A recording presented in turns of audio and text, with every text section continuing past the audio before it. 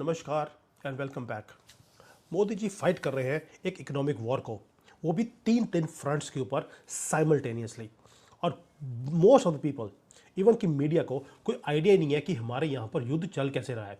और ये कोई हमारी अपनी देन नहीं है, यहाँ पर अमेरिका भी बहुत हद तक रिस्पॉन्सिबल है। दूसरा, इसका तोड़ मोदी जी ने वो निकाला जो अमेरिका सोच नहीं सकता था। तो ये तीन फ्रंट है कौन से? पहला है कि जो रुपी है हमारा, वो रिकॉर्ड लो पर वो पहुंच चुका है। दूसरा, जो स्टॉक मार्केट है वो ऑलरेडी अपनी जो वैल्यू है वो छोड़ती जा रही है। एक महीने में 9% से ज़्यादा हमारी मार्केट गिर गई। तीसरा, जो फॉरेन इन्वेस्टर्स हैं वो $5.5 बिलियन ऑलरेडी निकाल कर भाग चुके हैं सिर्फ मार्च के महीने में। अभी मार्च चल रहा है। क्रूड के प्राइसेस है वो 40% इंक्रीज़ हो चुके हैं पिछले 12-13 दिनों में। यानी कि ये कोई रफ पैच नहीं है, ये पूरा एक हमारी इकॉनमी को नीचे लेके आने का तरीका है। और ये फाइनेंशियल इमरजेंसी हमारे कंट्री के लिए बननी शुरू हो गई ना। आपको लगेगा यार ये तो बड़ा कुछ है जो मोदी जी हैंडल कर रहे हैं। Not at all. इसके बाद 2 लैंड माइन्स और डोनाल्ड ट्रंप ने हमारे लिए खड़ी कर दी, जो कि क्वाइटली इंडियन इकॉनमी को थोड़ा सा हिट करने की कोशिश की जा रही है। यूएसए ने एक और ट्रेड का इन्वेस्टिगेशन हमारे ऊपर शुरू कर दिया। और मोदी जी ने इस सारे स्यापों को ठीक करने के लिए एक ट्रंप कार्ड निकाला। ट्रंप वाला कार्ड नहीं, कोई और कार्ड है, वो मैं बताऊंगा आपको बाद में, क्योंकि मैं फॉलो द मनी करता हूँ। और जब फॉलो द मनी करते हैं हम, तो आपको पता लगता है कि स्टोरी कैसे बन रही है और कैसे चेंज होती है। मज़ा आ जाएगा आपको देखकर कि भारत अपने आप को कैसे नेविगेट कर रहा है, कैसे हम जो स्लाइड ऑफ रुपी है उसको कैसे रोक रहे हैं और कैसे अपने फ्यूचर को सिक्योर भी कर रहे हैं। अब आते हैं क्राइसिस के ऊपर, एक एक समझाता हूँ आपको, और उसके बाद भारत इसको डील करने के लिए कर क्या रहा है। तो अब शुरू करते हैं पहले नंबर 1 से, जो कि टेरिफाई कर रहा है हर इंडियन हाउस होल्ड को। डॉलर पहुंच गया 92.45। पहली बार सारे रिकॉर्ड उसने तोड़ दिए और ये रिकॉर्ड लो है। रुपी इतना वीक कभी भी हुआ नहीं था हिस्ट्री के अंदर। दूसरी तरफ से जो क्रूड ऑयल है वो $106 पर बैरल वो क्रॉस कर चुका है। यानी कि 40% इंक्रीज़ है इस युद्ध के बाद, जब से ये युद्ध शुरू हुआ है ईरान के साथ ना। उसका रीज़न एक ही है। एक तो जो स्ट्रेट ऑफ हॉर्मुज है उसको बंद होने के कारण भारत को अल्टरनेट सोर्सेज से अब तेल खरीदना पड़ रहा है।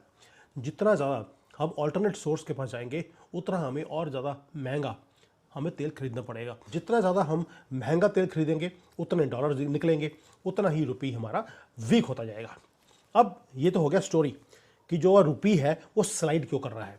अब हर रोज़ जब ये स्ट्रेट ऑफ हॉर्मुज बंद है, उससे हो क्या रहा है, हमारे बिलियंस ऑफ डॉलर्स का नुकसान हर रोज़ का हो रहा है।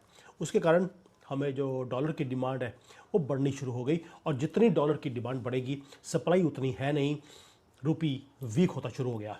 ये एक डेथ स्पाइरल है जो कि स्लो मोशन में हमारे सामने होता हुआ हमें दिखाई देता है। बट ये तो हो गया कि जो मार्केट कर रही है, जो फाइनेंशियल इंस्टीट्यूशंस हैं उन्होंने भी एक स्टैम्पीड करना शुरू कर दिया है हमारी मार्केट के अंदर।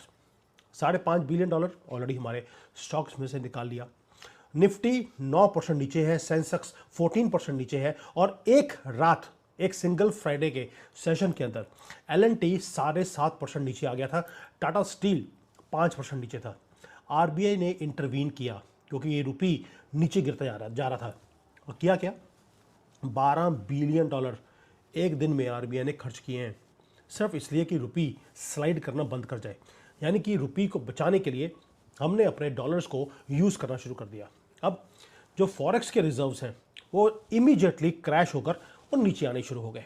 अब आना ही था जब आपने डॉलर सिर्फ बर्न करने के लिए यूज़ किए हैं ताकि रुपी बच जाए, लेकिन रुपी को फिर भी हम बचा नहीं पाए, वो लोएस्ट लेवल पर ऑलरेडी पहुंच गया।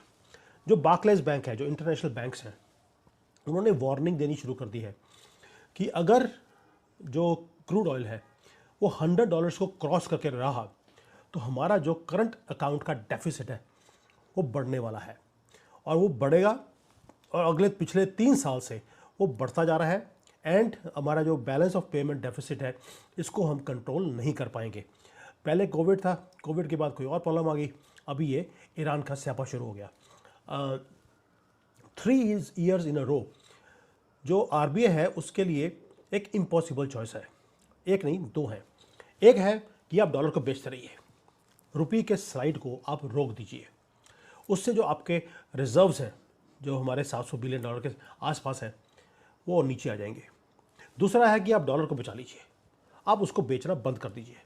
तो जो रुपये है वो 100-150 कहीं भी वो पहुंच सकता है, और अगर रुपये 100 को क्रॉस कर गया तो इन्फ्लेशन इतनी ज़्यादा बढ़ जाएगी कि राहुल गांधी फिर दोबारा से सड़कों पे आकर वो मोदी जी की गवर्नमेंट को गिरवाने के नारे लगाने शुरू कर देगा। यानी कि दोनों ऑप्शन में से कोई भी ऑप्शन हमारे पास सही नहीं थी, हमें कोई डिफरेंट ऑप्शन निकालनी पड़नी थी। कोई बात नहीं, उसको बताऊंगा आपको बाद में। ये तो हो गया कि रुपये नीचे आ रहा है, क्रूड के प्राइसेस बढ़ रहे हैं और फाइनेंशियल इंस्टीट्यूशंस वो बाहर निकलने शुरू हो गए। अब ये हो गया क्राइसिस 1। अब क्राइसिस 2 क्या है? पहली बात ये है कि वॉशिंगटन ने हमारे ऊपर एक इन्वेस्टिगेशन शुरू किया। आपको याद है मैंने एक वीडियो बनाया था सेक्शन 301 का, कि सेक्शन 301 के अंदर हमारे ऊपर एक इन्वेस्टिगेशन की जा रही है कि हमारी जो ट्रेड प्रैक्टिसेस हैं वो सही हैं या नहीं। अब एक और इन्वेस्टिगेशन 301B हमारे ऊपर लगा दिया। ये है क्या? ये है कि क्या आप फोर्स लेबर तो नहीं यूज़ कर रहे, या किसी कंट्री से आप सामान तो नहीं खरीद रहे जो फोर्स लेबर को यूज़ करता हो।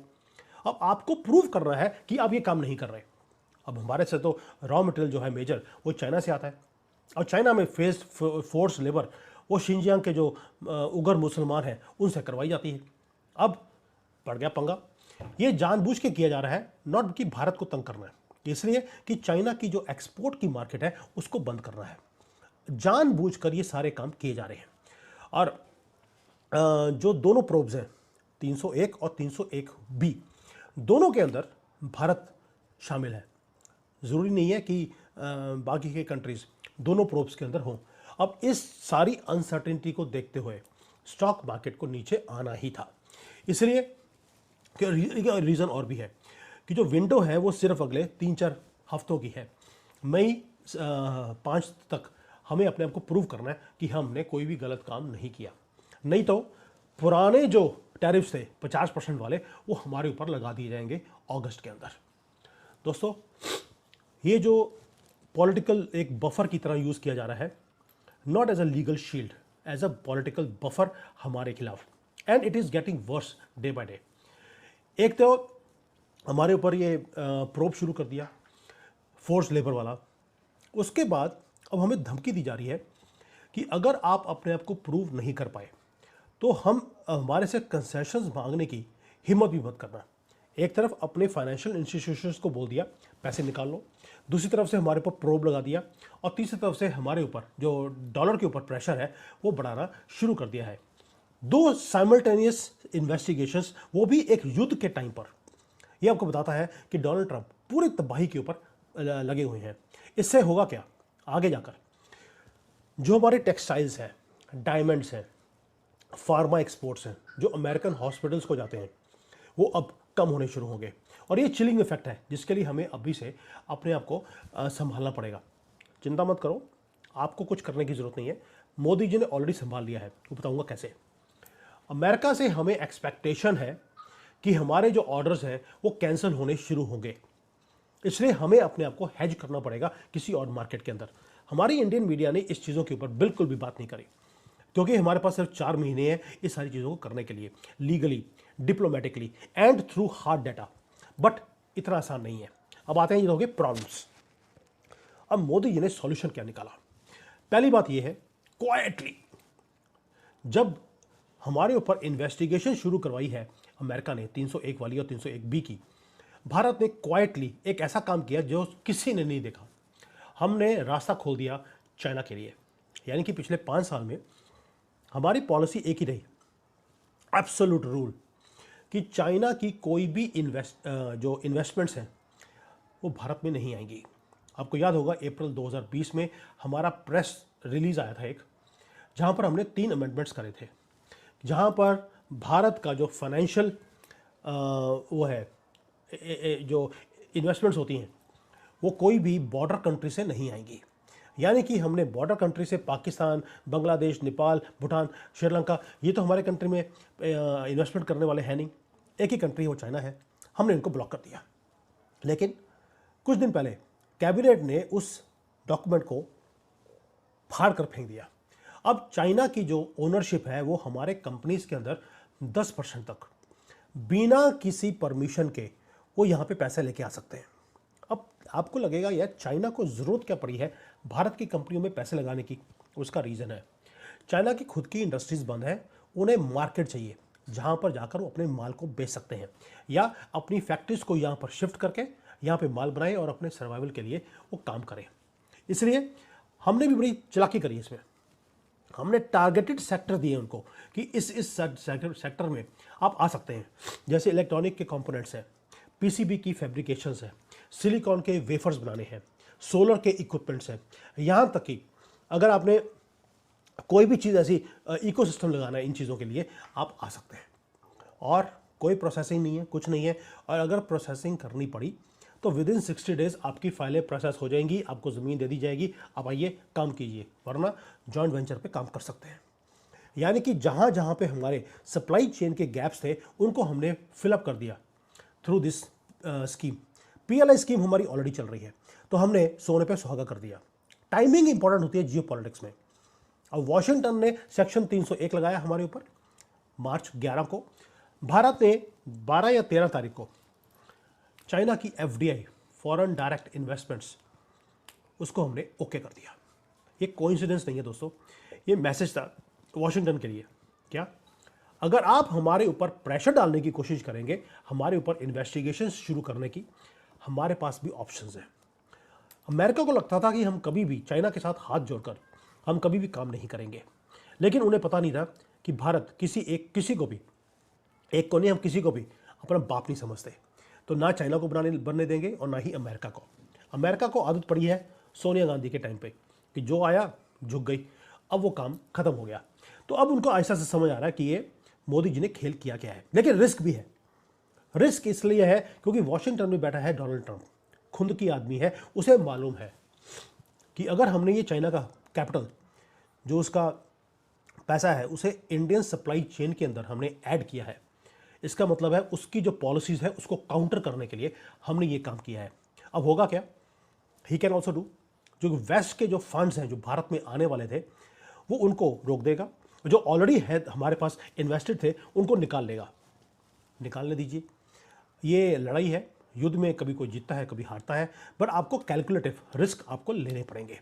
और ये जो ऑप्टिक्स है जो अमेरिका कर रहा है, चाइना कर रहा है, भारत कर रहा है, ये ऑप्टिक्स इंपॉर्टेंट है क्योंकि ये फॉलो द मनी में आपको बताएगा कि आगे जाकर होने वाला क्या है।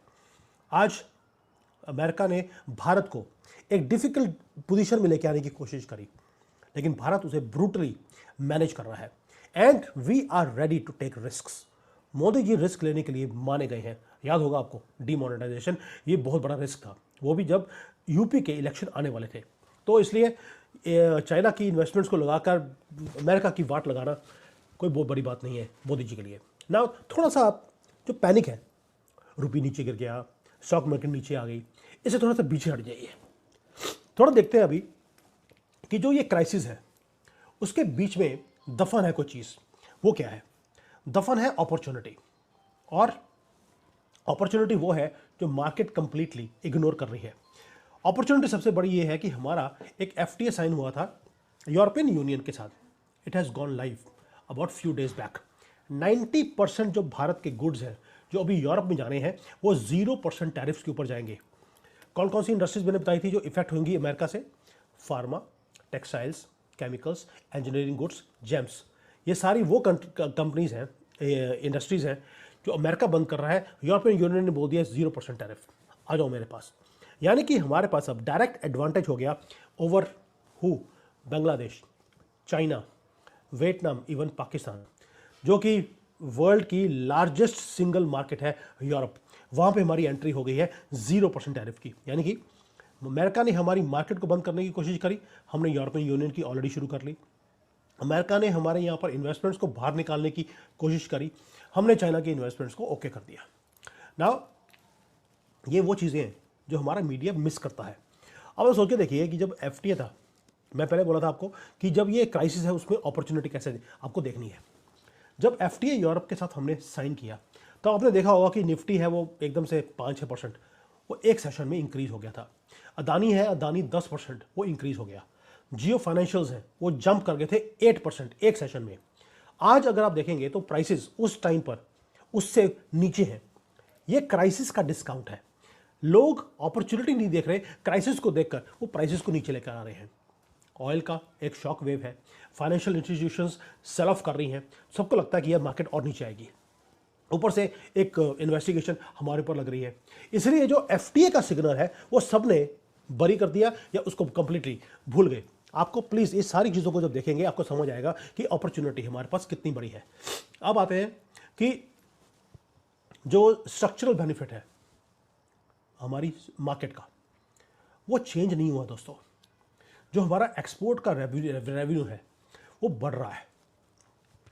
सन फार्मा है, डॉक्टर रेड्डी है, सिप्ला है, जो भारत के जो मिड कैप के टेक्सटाइल एक्सपोर्टर्स हैं वो रियल है, वो ग्रो कर रहे हैं। जब वो सारे ग्रो कर रहे हैं और यही है जो मार्केट को अप लेके चलते हैं। मार्केट सिर्फ देखते नहीं है उनको, मार्केट देखती है जो धुआं ये स्टॉक मार्केट के पास या ये जो मीडिया वाले दिखाते हैं, आग लग गई जी, सब कुछ नीचे आने वाला है, तबाह हो जाएगा। This is not how market works, you have to follow the money.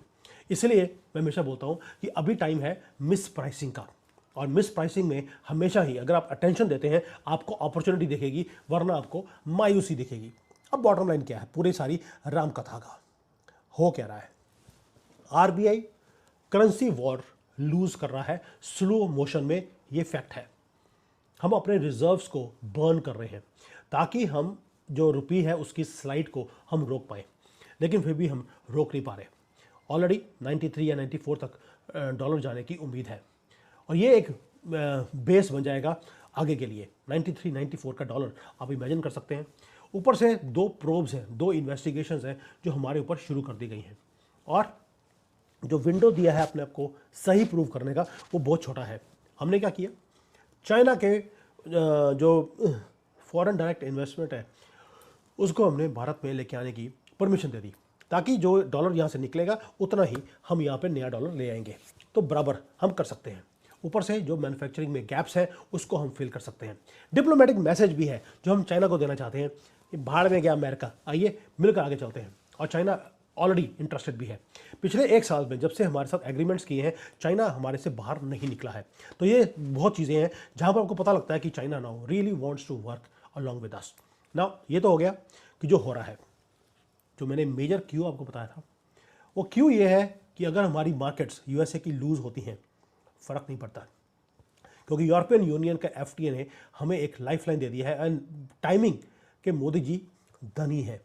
इसलिए भारत कोलैप्स नहीं कर रहा दोस्तों। भारत के ऊपर सिर्फ प्रेशर डाला जा रहा है, और हमारे ऊपर प्रेशर डाल के हमें टेस्ट किया जा रहा है हम कितना प्रेशर ले सकते हैं। प्रेशर तो हमारे मोदी जी के ऊपर पिछले 10-11 सालों में लगाने की पूरी कोशिश की गई, कभी पाकिस्तान, कभी अमेरिका, कभी चाइना की तरफ से। हमने सारे प्रेशर्स को हमने सहन किया है।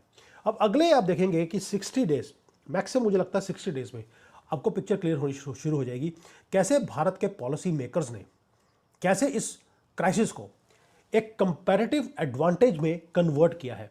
मैं आपको गारंटी दे रहा हूं आज 60 डेज के अंदर अंदर आपको ये सारी क्राइसिस जो आज दिखती है पूरे मीडिया के अंदर, ये बिका हुआ मीडिया जो लिब्रांडो की बात सुनकर ये सारे नैरेटिव्स को क्रिएट करता है, आप देखेंगे 60 डेज में ये सब कुछ रिवर्स हुआ होगा।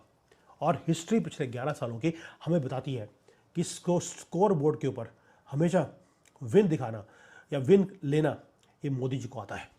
स्कोर बोर्ड अभी भी ओपन है, आप वेट कीजिए। ये 2020 नहीं है, अभी ये टेस्ट मैच है, ये लंबी लड़ाई चलेगी इकोनॉमी की, और इसे हम जीत कर ही दिखाएंगे। थैंक यू, जय हिंद, वंदे मातरम।